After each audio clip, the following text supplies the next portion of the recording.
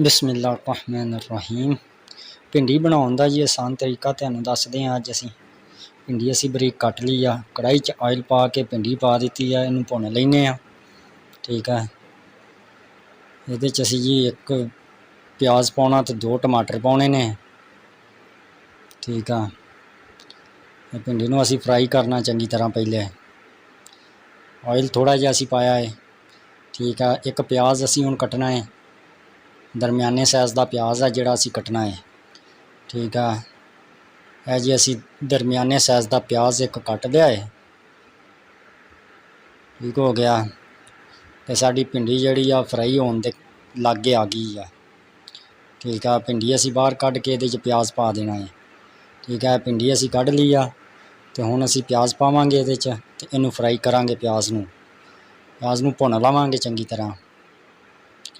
ठीक है, भुनन तो बाद 2 टमाटर असीं लैणे ने, उन्हां नूं भी असीं कट लैणा है बरीक बरीक। ठीक है जी, असीं 2 टमाटर लै लेने। ठीक है, इन्हां नूं असीं कट लैणा है बरीक। ठीक है, प्याज साडा फ्राई होण ते आ गया है, तकरीबन भुज गया है साडा प्याज।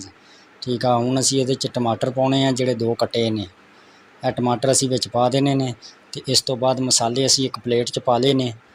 ठीक है जी, नमक आ, हल्दी आ, दादड़ियां मिर्चां, लाल मिर्चां, साबत जीरा ते नाल अपना सुक्का धनिया ते 2 चमचियां दही दियां पाउणियां जी। असीं इसे मसाले च असीं पा के इनू मिक्स कर लेना है। ठीक है, इसे मसाले 2 चमचियां पा के इनू चंगी तरह मिक्स कर लेना है, थोड़ा जिहा पानी पा के। ते ये असीं जदों टमाटर पाउण तो बाद तकरीबन 30 सैकंड के बाद असीं इनू पाउणा है। ठीक है, असीं पा लिया। हुण थोड़ा जिहा पानी पा के इनू थोड़ा जिहा मिक्स करांगे।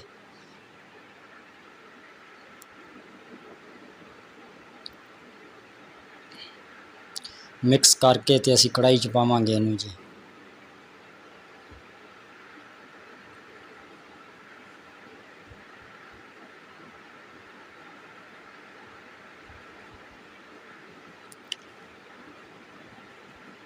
ये जी साडा मिक्स हो गया है।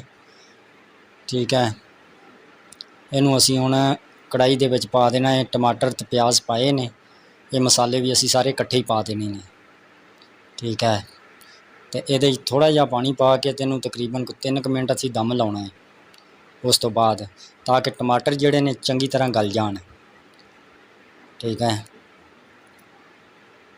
टमाटर गाल के उस तो बाद असीं भिंडी पावांगे इहदे च। है जी, असीं मसाले पाते आ, थोड़ा जिहा पानी विच पाया है। ठीक है, हुण इहदे ते असीं ढक्कन देंगे तकरीबन 2 मिनट वास्ते, ज़्यादा टाइम नहीं लाउणा। ठीक है, 2 मिनट वास्ते असीं ढक्कन दे के ते इहदे टमाटर गाल लांगे। है जी, असीं ढक्कन दे दिता है कढ़ाई दे उत्ते। ठीक है, साडे टमाटर गल गए ने, मसाला साडा तैयार हो चुका है। हुण असीं इहदे विच भिंडी पाउणी है।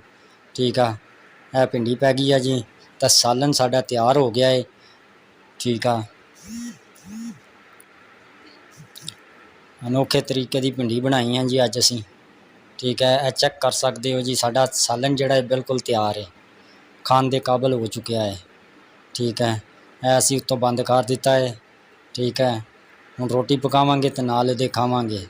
मिलदे हैं अगली वीडियो च, उन्ना चिर सानूं इजाज़त दे दिओ। अल्लाह हाफिज़।